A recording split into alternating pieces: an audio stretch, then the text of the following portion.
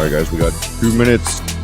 Share this around. We're going to be discussing overtrading, passion, and obsession differences in trading. What happens when you trade too much?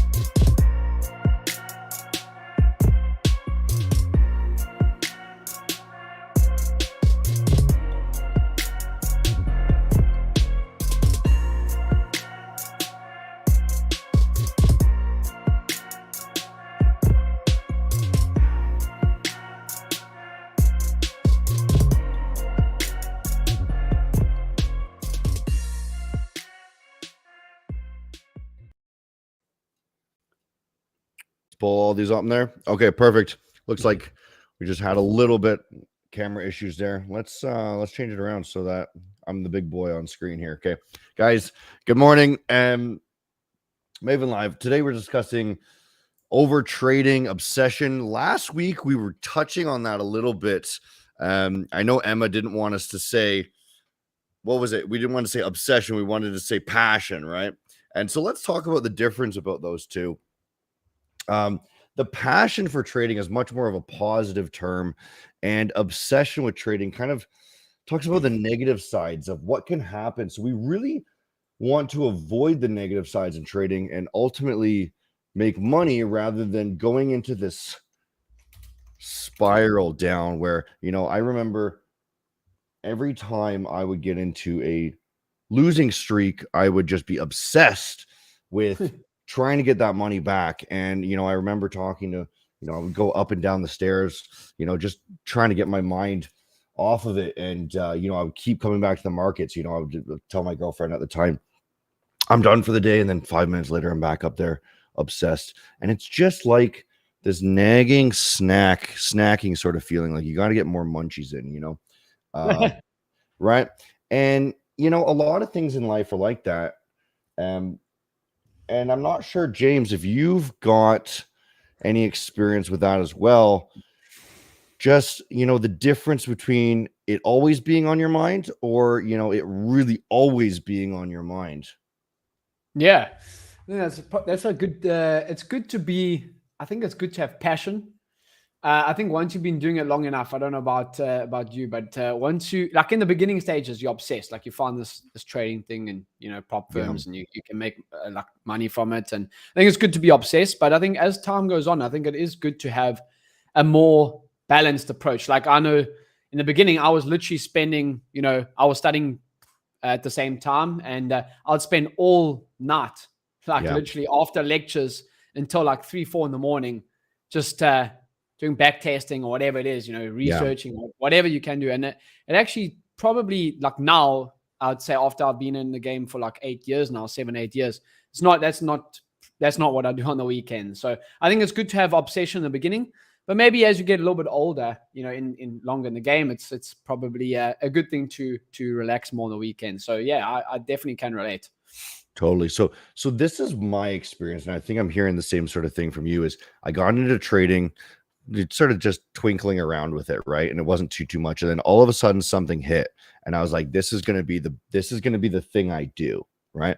That started spiraling a bit, and then it got into over trading, and then I had to actually take a break for a while until it really got really good. And after I took that break, and now that I have these other things, like I had a previous trading business before, and now I have Maven, so I have these other outlets that still satisfy that reward system of trading, that I don't have to over trade anymore. And I'm not sure if that was a similar experience with you, in that now you have a more relaxed feel, right? But you're still getting the constant feel of trading.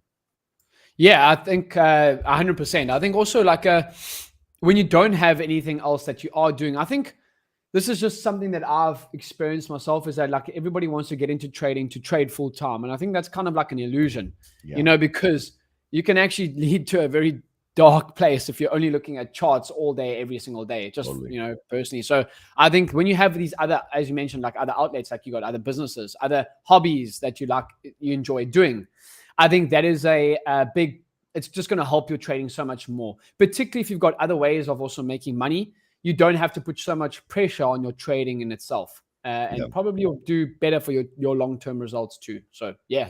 I love that answer, James. So as always, guys, Emma's sitting here quietly, patiently waiting to jump on and prowl. She's on the prowl for good comments. $50,000 account from maventrading.com is given away at the end here for the best comment. Emma, I want to also hear your experience. I know you only trade, you make like one trade a year. How do you do that? Oh no, your microphone. Wait. Okay, while she figures that out, I think so. We were actually just discussing that this platform that we're using, every single time we join, the settings are all messed up. I'm going to jump into the charts while Emma figures out how to get her microphone working. We haven't looked at the charts yet, guys. Let's. Yeah. Did you have any trades today, Hunter?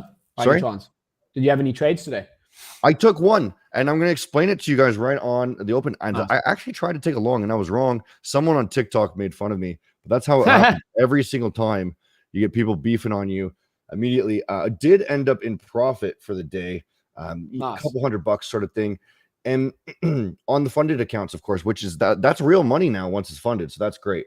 And the thought that I took was, hey, on the 4 hour here, we had this breakup, and then we had a nice buy, and I had completely forgotten that it was too early for me today. It's a holiday yesterday, it's coming back on Tuesday, too early for me, and I just jumped into a long right down here, and then we ended up shorting after the 4 hour closed, right? So there was that retest there, and we shorted it down to this next level, and that was all for the day, really. How about yourself? Did you trade the NASDAQ today or something else? I'm actually in a short on Bitcoin, which is working out quite nice. Oh my gosh! I know last week you said you don't short Bitcoin, or you only look to buy it, but I'm going to short on Bitcoin, and then so that's what I've got at the moment. But no index trading so far today or this week, and obviously it was a bank holiday yesterday, right? Yeah. So you're dead on right. Exactly what I was thinking with the Bitcoin here. After that failure to make a new high here, it looks pretty obvious that we were going to be going down there. I'm in a long on Bitcoin, but that's, the great thing about trading is you and me, we can be arguing. Are you long-term short or are you long-term long? No, long-term long for sure. Yeah. So you can see with like a lot clearer when you're looking at the weekly and monthly candles here. We've been talking about this for a bit. These are the two levels. This is kind of the zone on the monthly that we're hoping to hold for February. If we close back below this, probably pretty bad sign, and we might not want to be bulls anymore. But I would have to agree with James. That was a beautiful short. If you took it, did you take it this morning? Yeah, right? This morning. Yeah, this morning. Your time. This morning my time. So still holding. Oh man. Yeah. What made you take that? You took it way up here then, didn't you? Yeah, I didn't obviously get right at half day, but I did get in at quite a nice price. Actually, the price that I got in at is around 96, 150. So wow, right around here, eh? yeah, just kind of like pretty basic stuff, just respecting almost like respecting previous days highs, and then I just like the candle structure off that. So that's So kind of if it. we That big, throw, yeah, on the 15-minute chart, that bearish candle there. Yep. yeah, I like that. I just threw the sessions on here so you guys can Yes. see the previous day's highs are right around this zone. Yep. So we can see you're trading largely just the range sort of thing from previous day high. Now, what made you want to be bearish rather than going off of the long side? Because you could have done either. Yes. Also, if you just throw, I know a lot of guys, there's so many different ways to trade, but if you just throw a simple 200 EMA on the 15-minute chart, we were respecting that as well. I just like using like an EMA and a VWAP, something that is very clean. And the EMA, actually 200 EMA lined up with that 5-day SMA as well. So the simple moving average from the daily chart, the 5 SMA. So they kind of lined up, and I was like, you know what, this looks like a nice, short where we actually respected on Monday. I was like, you know what, I'm going to take that. So yeah, again, pretty simple. Let's look at the EMA. Yeah. Let's put a 200 on there. I just want to look at, because I think it's, as long as you're following the trend and you're using sort of these, the same sort of strategies, it does seem to make sense. Is that 200? Did I do that right? It's been so long since I used a. That can't be right, right? If you type in indicators, there we go. Yes. Yeah. Wow, that's definitely accurate, right? Okay. There you go. That should come up. There we go. There yeah. Yep. So James is just simply saying, hey, it's below the moving average. It's probably a downtrend. Let's play that range, short it to the new low. And that's really, really wise of you. Actually, quite simple strategy, but seems to be working. Yeah, I know you have that, like the dumb money concepts. It's not the most, like there's no holy grail trading system. You don't have to have some hectic, difficult strategy to understand. Keep it simple, right? Yeah, well, that works. If honestly, people ask me a lot, they say, hey, if you were to use an indicator, like a traditional indicator, what would you use? I'd probably just say, hey, moving average. Any of the moving average, doesn't matter. Pick a length you like, decide that that's the trend, and then follow the trend, right? Correct. It's simple. And then obviously use price action structure, like, candle formations, that type of stuff, new highs, new lows to read and get yourself into the trades, right? It's the simplicity thing, and that's where the dumb money concept stemmed from. Is the reality is I made it so dang simple that you don't even use a moving average. Yeah. Emma, are we vocal? Oh shoot, no. I don't hear you at all. Okay, we're gonna continue. I want you to just keep playing around there, because this is gonna be no fun if I have to read. Okay. Yeah. So yeah, please keep playing around there and just pipe up once you think it might be fixed, or you can join or rejoin if you need to. I'm not sure if that allows you to while we're live. Guys, let's finish off the analysis. Let's look at the NASDAQ and the stock market overall on the higher time frames. It's been a while since we looked at that, and you can see that we're actually breaking finally out of this range. It's been like a couple months here that we've just been ranging on the NASDAQ, and so we might be coming back down. If we do see that level there, that's going to be a really key level if it does come back down within this week. Again, there's some daily levels here kind of as well. If you're looking at a little bit higher, you can see kind of those tops that we might bounce off of as well, right?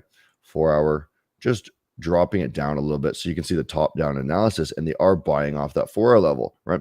And so as this progresses back down, you're probably going to see bounces on each of those levels, right? If it does make it all the way down.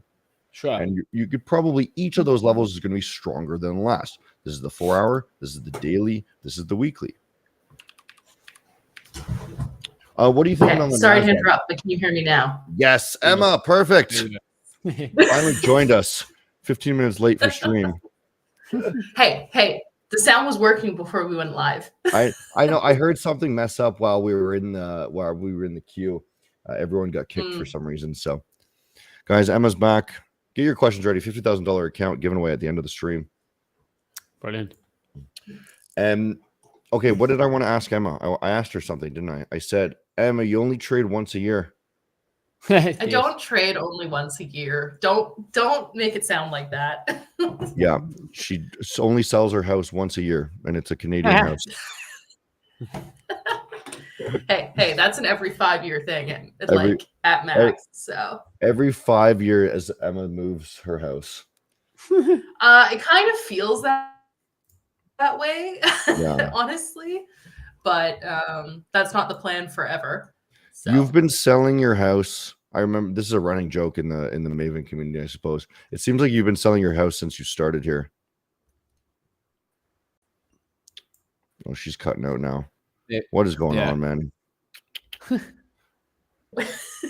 And then when we decided to selling was a bit of a long process. Yeah. And then my sister found a place and I was looking for a place. So it felt like it was going on forever. Yeah, well, you know what you need to do in that new house that you've got there is set up a better internet connection. You know what? Honestly, I have fiber optic. My internet's just fine. I was having issues with it this morning though, and that's the first time I've actually had proper issues with my internet here. So it's glitching out. We need to use all of Maven budget to just set up a new shop.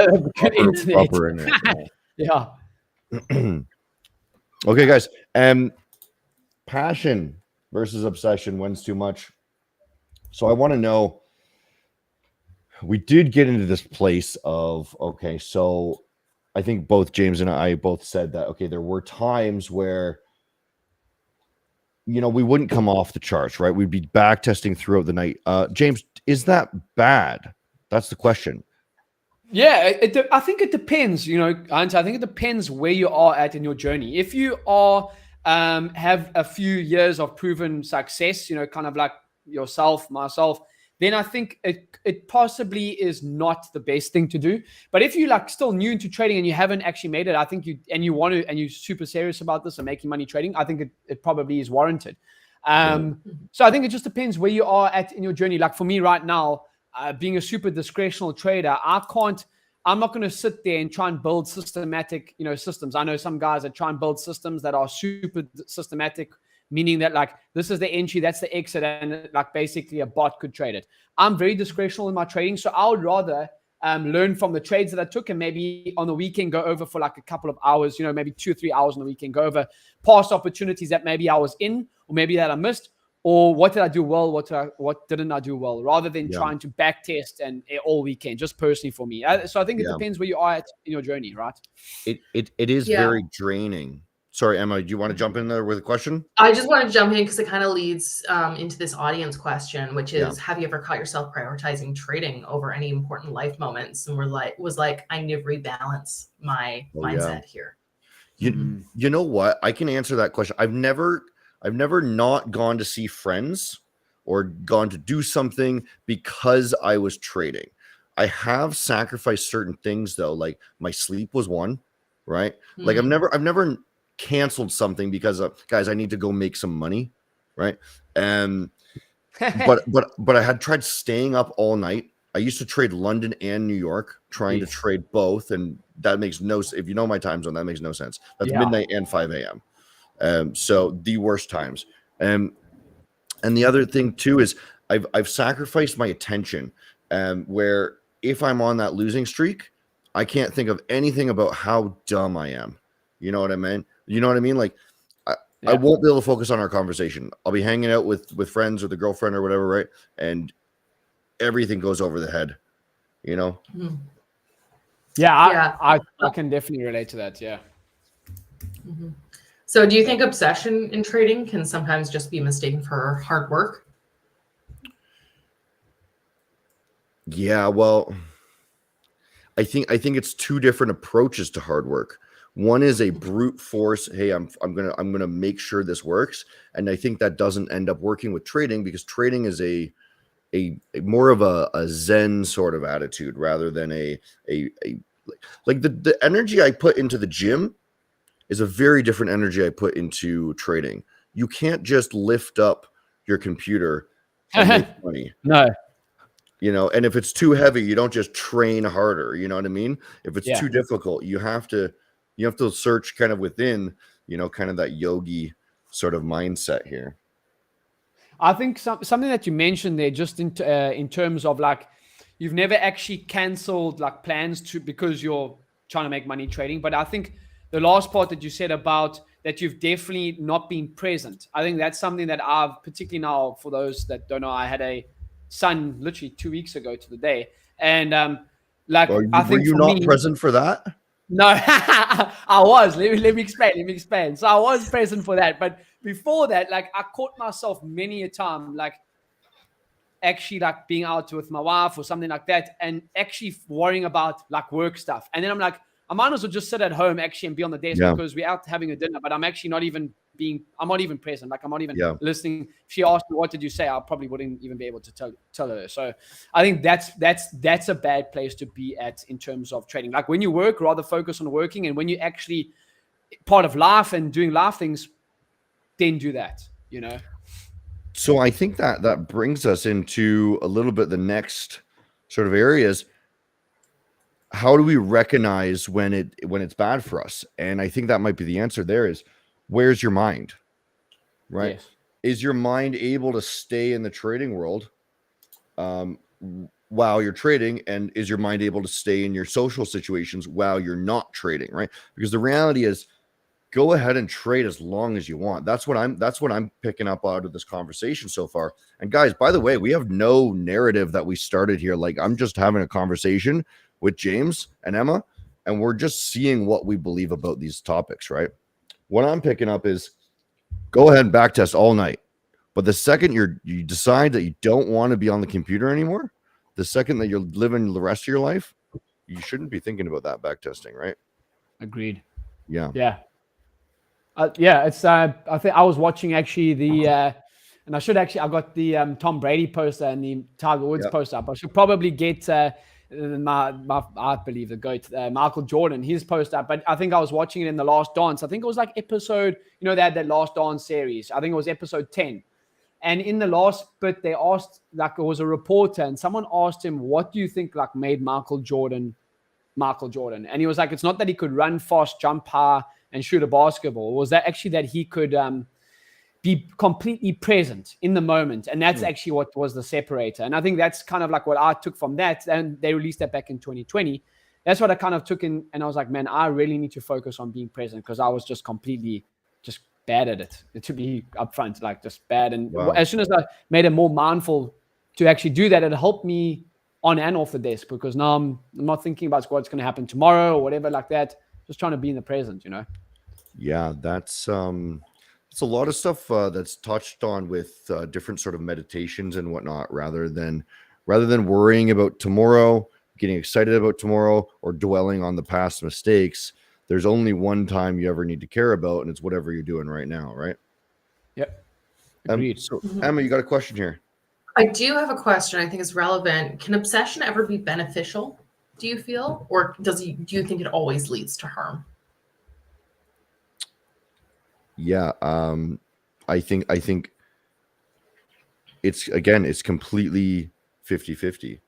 It's depends on whether you are doing something productive, right? Trading can be both ends of the spectrum, right? If you're making it, it's a simple one, right? If you're making money, it's productive. If it's not, actually, it could be destructive too, even if you're making money, because maybe money's not what you want. Maybe it's just like the way you survive, right? And that could be taking away from the rest of your life. So I think you could also be very single-minded, and as much as you're like very focused on money, you could look back in a year or two and go, oh, I should not have just been focused on that. I've ruined my relationships with others and other aspects of my life, like my health. So. Yeah. Emma, what do you sorry, James, go on. No, I just wanted to say, like, I think it also, like, you got to like, it's like a give and take, like what you want in life. I think, right, obviously you've had to have succession, right, Hunter, to build Maven and build a community and your trading and everything like that. Because, if you weren't obsessed, you wouldn't have had that success. So everything's got a price, right? You can be obsessed for certain times, and you can build businesses and that type of stuff. And that's the good part of things. I think once it's like starts to completely like take over, and that's the only thing that you have, And maybe not. But I think there can be, as you said, it's like a double-edged sword. It's you got to know what you've got to. Everything's got a price. If you want to build businesses, you're probably going to have to give up relationships and time with certain people. If so that's kind of like my take on that. Yeah. My take is very similar. I'm gonna say it a little bit slightly differently, so maybe it'll resonate with different sorts of people. Sure. You can build a relationship with anything, right?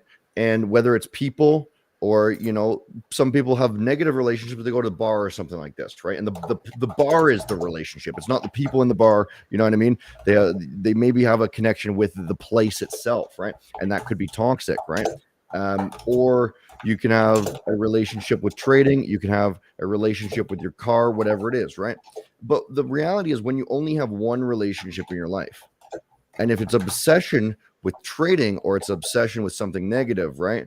If you're going to the bar every night, right? Then that's going to be destructive. The thing is, if you only have the one, what happens when it comes the weekend, right?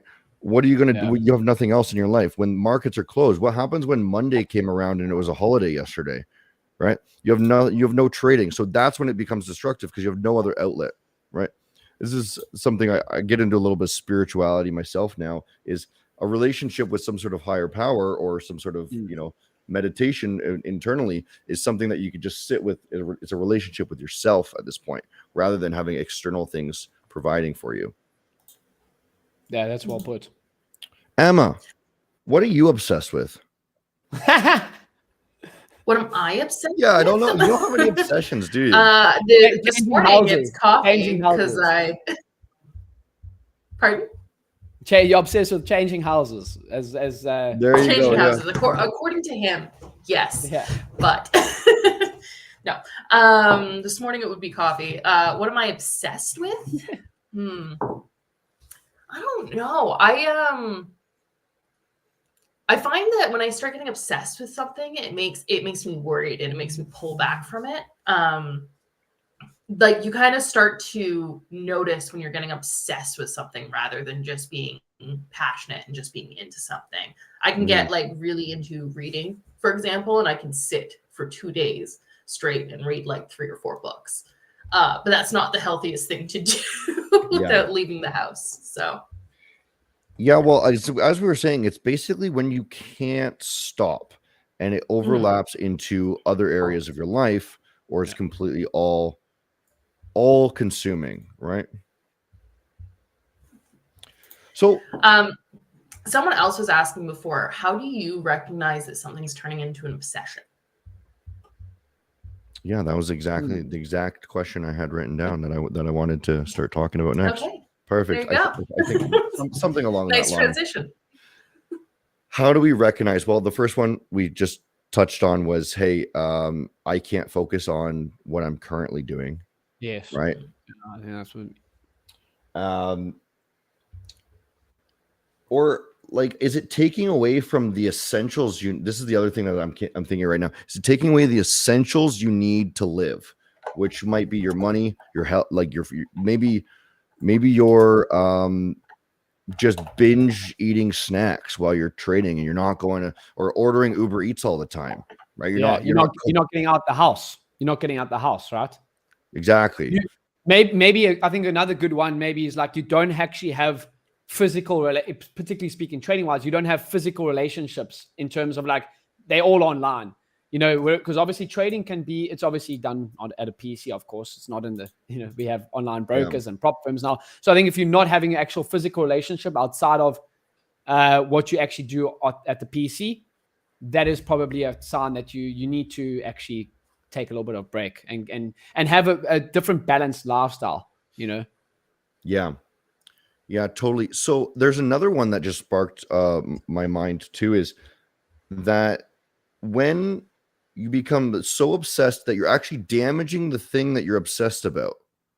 So this might be an interesting one, is, if you want to be a better trader, you're becoming obsessed with it, but now you're doing things that make your trading worse. My example here is, if I'm not going to the gym anymore because I want to trade longer, right? Now I know for sure going to the gym is going to make me smarter, more agile, and more energetic so that I can think better. right? So ultimately that's going to make my trading worse.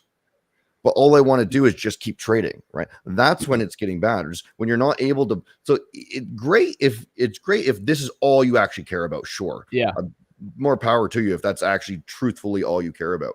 But you should be doing all the other things to support that one thing, right? Which would be socializing, getting out of the house, going to the gym. agreed. All these things we're talking about. This is actually just to stem from this. Actually, I think in this conversation is probably a good topic to speak on. Is that I've actually kind of recently transitioned into like, I'm only really going to be watching like the 50-minute time frame and above. Personally, for me, I just don't have the mental capacity. As mentioned, I've just become a dad and I just don't have the mental capacity to be watching lower time frames. So I just told myself, listen, I think you have to be kind of like obsessed to watch the 1 minute time frame over and over and over again every single day. Yeah. And just right now, maybe obviously things can change. You're always adapting as traders. I know the way that you're trading right now, Hunter, is probably not the same way that you're trading even 6 months ago. You might have added 1 or 2 things or taken 1 or 2 things out.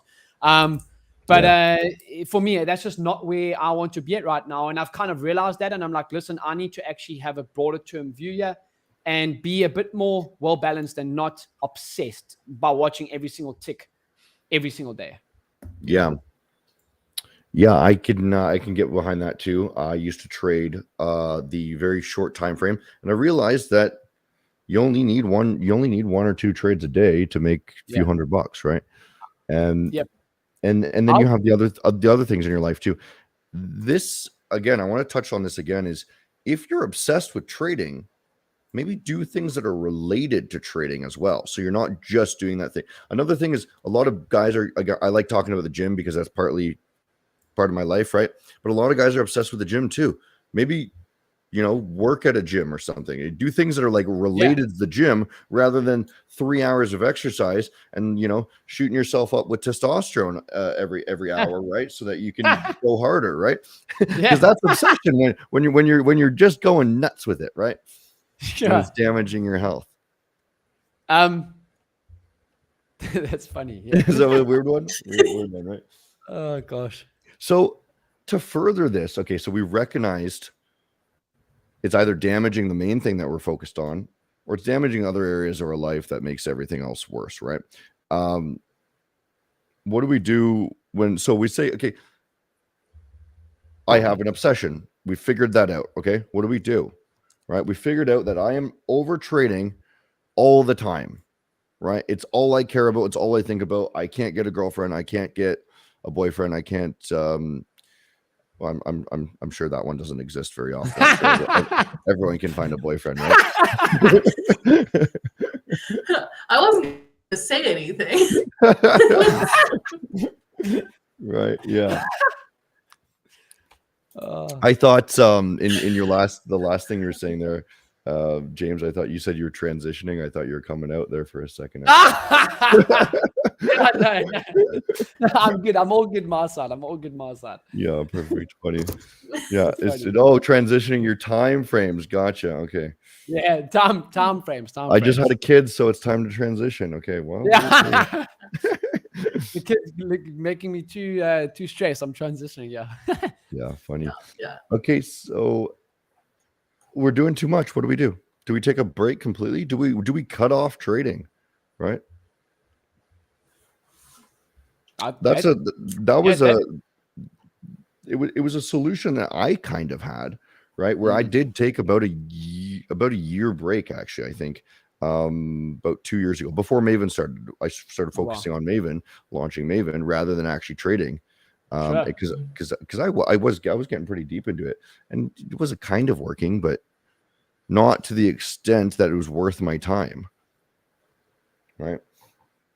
I think the longest since I started trading in 2018, I think the longest break I've ever taken was probably about 2 months. I had to take a little bit of a break. I had a bad drawdown period, and I kind of just needed a break, dude. And that's probably the longest I've taken off from trading personally. Well, I would love to catch people in their obsession before they get into that losing streak. You know what I mean? Yeah. If they're going into a bad losing streak, oh man, okay, you have to take a break now. I think that's a given. Yeah. Right. Once you know you've lost half of your money, or you know what I mean, you Sure. got to take a break. You're gonna mess up even more for sure. You're struggling for sure.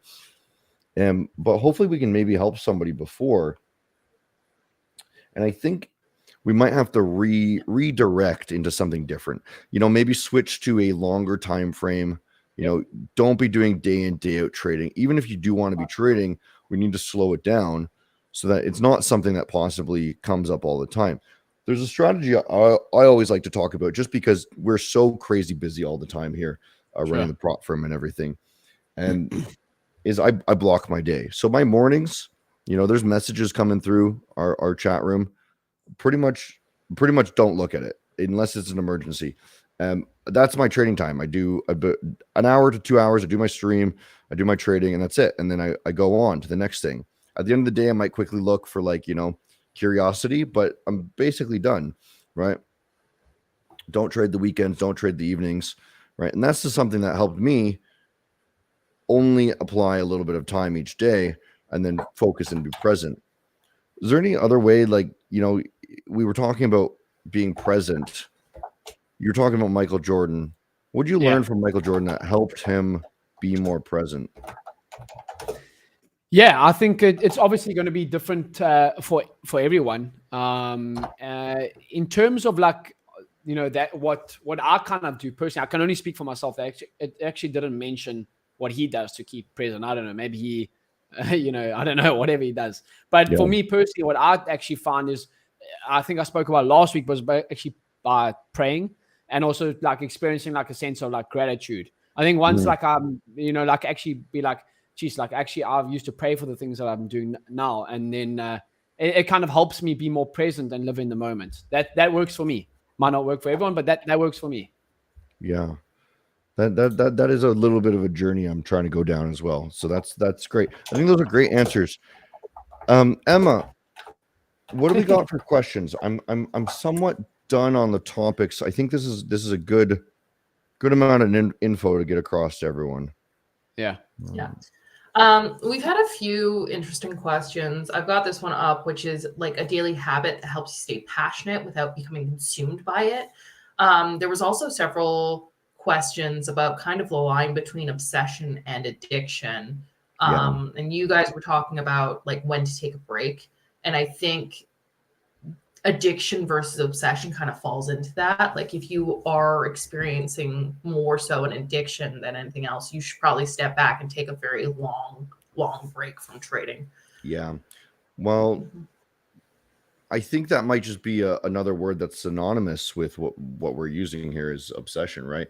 Is the only point in what we're saying is we want to make sure everyone's safe here, right? And if you're getting obsessed, the other word for it is basically addiction, right? If you're getting addicted to trading, you could be addicted to, you know, the same sort of thing. Exactly. If you replaced this entire stream and you changed every single time we said obsession to addiction, I think it would be the exact same stream. You know, going to the gym, you're addicted to the gym. Eating snacks, you're addicted to the snacks. You know, all of these things, right? It's only damaging when you can't stop, right? You know, I bought some Reese's cups there last night, and I only ate half the bag. Am I addicted? Well, I was quite proud of myself. I only ate half the bag, huh? Only it was one of those bag of minis, right? Are delicious. They're great. They're great for the first half of the bag. What are those? We don't have those in South Africa. What are those? Peanut butter and chocolate. That's it. What are they called? Reese's. Reese's, yeah. Reese's or Reese's. Depends if you're American or Reese's. Canadian, I guess. Okay. Reese's. I think they say Reese's in America. Reese's. Do they? Yeah, I've heard that. I've heard that. These things. Okay, I see. Yeah, peanut butter cups. Yeah. Yeah, and I ate a handful of them, and they're delicious for the first handful. For the second handful, then they get too rich, bro. They're very, very sweet, and so same sort of thing is, you know, I'm able to walk away from the computer after I've made 2 trades, right? 2-3 trades, the day is done. I'm happy, right? And it's only a problem when, okay, you've had those 2 or 3 trades, and you're like, 2 trades was fun. I wonder what 20 feels like, right? And it's never a more is better sort of mentality, right? What was the question, Emma? Well, I mean, we're kind of off track at this point. Are we messing about now? Yeah. Someone wants to know of what you choose, Chris. Gym or Maven? It's a stupid question. It's a stupid question because it's hard. Which one gets me won't more answer. Girls? Which one gets me more girls? Oh my gosh. Maven. Are you sure about that? Yeah, I've gym seen all was those like memes about traders being like, "Hey, look at my portfolio and this cool thing," and the girls standing there like, okay. No, it's the power. It's the power. It's okay. Not the meme portfolio. Gym in the early 20s, Maven in my 30s. Two different types of You can still go hiking. You can still do other things. So. I can still go aside. Just as long as he's got his trees. Just be tiny and frail. I'm so sad. Okay, that person does not win the account. Got it. Okay. No account for you. Sorry. There you go. You never get an account going forward. You've lost forever. I'm just kidding. And guys, I don't have much more here. Emma, what do we got for questions?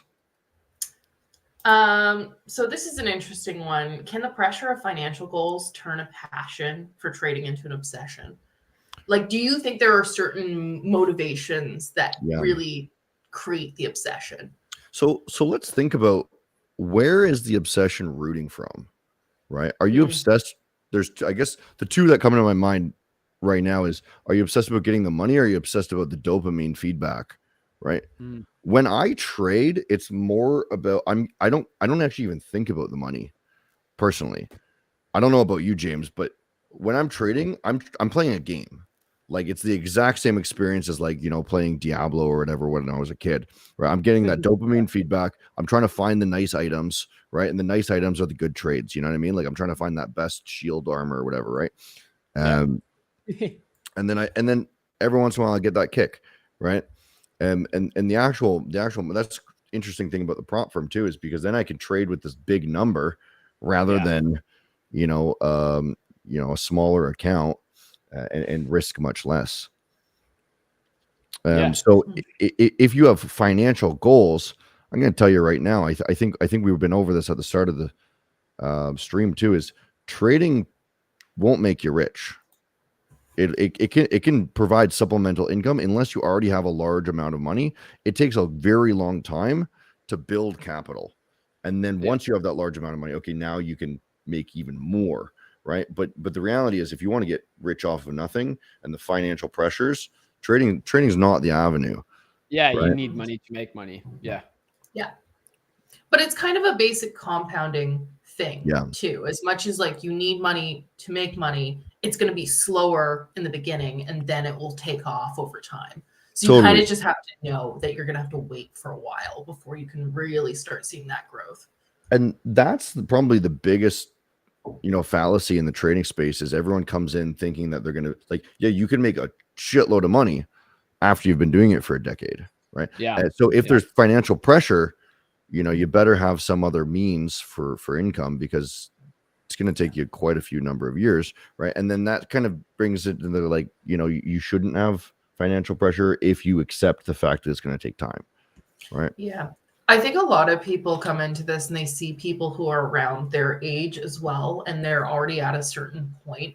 But I think what people have to remember is those people probably started very early, right? Like, and they probably didn't talk about it that much when they were struggling and failing and not doing well, right? So you might have done something else with that time, and that's not a bad thing either. But these people who are doing really well now have built up to it. It takes time. So. Yeah, I think like any business, right? Like, you don't start a sweet shop and start making $10,000 revenue a month from month one. There's no it just doesn't happen. And I think I've spoken a lot about this in my own content and everything like that. It just doesn't happen. There's no such thing. And I don't know why trading seen as something different. I think maybe because it's one of the most scalable businesses in the world. If you can make 1% on $1,000, you can make 1% on $1 million. And you're obviously making more money. But I think you have to treat this like a serious endeavor. It's not some get rich quick scheme. If you think of it like that, you're probably not going to be around for 10 years. And that's where you actually really, really you can start to make some serious money, doing it. If the more you can actually just last and hang on in the game, Yeah. There's always a hidden struggle that people don't see. So agreed. Yeah. Just like Hunter we were saying in the beginning, they didn't see us working on the weekends, obsessed doing the back testing and that no one sees that part of it, but we've all done it. We're not saying in terms of the obsession, we're not saying don't do it and it's bad for you. No, because we've all done it. You have to put in the work, It's interesting. I'm just remembering back now. You were saying that you play more trading, kind of off of intuition at this point. Yes. And I just noticed a similar sort of trend for myself too. Is I very much did the back testing. Everything was structured at the beginning until I kind of got the feel of it, and then it becomes. You start intuitive, you get structured, and then you go back to intuitive as you get better. It's kind of this interesting. Something I wanted to. It mention. Is, yeah, agreed. I mean, yeah, I agree. Like nothing. You can't. The human brain is actually so cool. Like that's why I think the more you see the patterns of that, the better you get at making decisions. And then you won't go on tilt and double down your risk the next time because you actually learn from your mistakes. But you have to. Yeah, it's just from experience, right? Same as when you're playing video games. It comes from XP. The more XP you got, the better you're going to get. Easier the game becomes. Yeah, this is very, very much a video game to me. Okay, Emma, let's wrap it up with a couple more here, hey? Yeah, sure. I actually got an interesting one in here, which is what ethical considerations should traders keep in mind when their passion might border on obsession? I feel like it's less about your own ethics, but also monitoring other people's ethics. Because I see a lot of people, when they start struggling with trading, they're reaching out to communities trying to get help, and someone's always trying to sell them something because they see that they're struggling. And that's the moment that they're like, oh, hey, you need this thing when you might not need that whatsoever. It might just be that you need a break or something. The industry is filled, just like with every industry, is filled with people selling to pain emotions and emotions of wanting more, right? The luxury brand, industry is very much like that. Gucci's and, Armani's and whatnot, right? They make them sell the emotion of this higher class sort of stuff. And trading is the same sort of way. There's a lot of people who are going to sell you this dream and then tell you it's going to take you out of the pain, right? And you just need to be aware of it for sure. Mm-hmm. All right. Guys, we do this every single Tuesday, 9 a.m. PST. That's 5 p.m. UTC. You can tune in the entire month of February. We're doing Passion. Next month, we're going to be doing, what was it? I think rebounding. I think that's going to be the topic next month, is all rebounding off of, I don't know, rebounding off something. Big momentum. I can't remember what the topic is that you chose. Yeah, I'm working on it. So we're gonna do rebounding off of drawdowns, rebounding off of winning streaks. It's just gonna be momentum plays. We're gonna talk all that sort of stuff. Awesome. Spring is the time. I think it feels like it goes well with spring. Like come back into the groove of summer, right? And I've got a question just for you. It might be a little bit off topic, but I know we spoke about it a little bit. But I don't know if you can answer the question. What traders at Maven have you seen do the best? Day traders or swing traders? Swing traders. If I'm just answering the question you asked, I would have to say swing traders. But the traders who do the best are the ones who get fundamental information. So, hey, this tech stock is going to be, doing some sort of earnings report, or I'm watching the global economics of this country, things like that, and then basing all of their trades off of that, and then finding the actual trades on the chart so that they can more precisely enter, right? Those are the best traders, right? And I interview a lot of traders, basically everyone who makes a lot of money I interview at Maven, and a good number, I would say maybe 30% of them, which is pretty dang high, are doing something fundamental, right? Sure. Interesting. And as you said, just based off the simple day trading or swing traders make the most money at Maven. I would, like, I don't know for sure, but this is kind of my experience from interviews, right? I would say, so this is probably good information for most people, is I would say majority of the traders I interview have some sort of overarching bias before they look for the trades. So they determine which trend, and I would say this would be like 89% of people. They determine which direction it's going to be on a global sort of outlook, and then they look for the trades. Kind of exactly how you said in the start that you just use the moving average, the 200 EMA, right? They figured out what direction, and then they look for the area they want to enter. With you. Interesting. Emma, we got one more? Sure. Or should we wrap it up? Let's wrap it up for now. Okay, guys. As I was saying, every single Tuesday, James has been joining us. He's going to continue to join us. It seems like everyone loves him here. Yes. We want a winner from the giveaway here, Emma. $50,000 account. If you don't happen to win, you can pick up a challenge for as low as $15 on MavenTrading.com. Hey, Emma, check out this little cow I got in the background. I know. I'm very jealous of the cow. You know that. He sent a picture when he picked it up, and I had literally just been at Costco looking at it with my sister. Like, we were eyeballing the cow. Yeah. I just thought it was so funny you picked it up the same day. You I know thought that was a penguin. Oh no, it's a cow named Ronnie, and he likes to build birdhouses. He likes to what? He built. That's what it says on. I'm not insane. It says it on the card. He likes to build birdhouses. Okay. Perfect for my peacocks outside, right? And what's funny is I picked it up, and the girl next to me in like this checkout next to me, I was scanning it. She's got the exact same one. Yeah. So we're like both scanned together. Everyone likes those things. Cute, right? I don't. It should not be in my house. It should be at somebody else's house.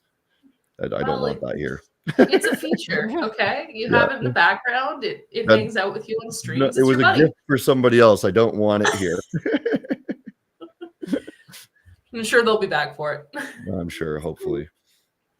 Until they watch the stream. Right. Yeah. Anyway, I will be posting in the YouTube comments the person who won this time around. Just pop into our Discord to claim. Our team will be waiting for you. Guys, MavenTrading.com. Pick up a challenge today. You can go anywhere from 2 to 100K accounts. You do challenges from 3 steps to 1 steps, whatever you like. Thanks for watching, guys. I'll see you guys next week. Yes, sir.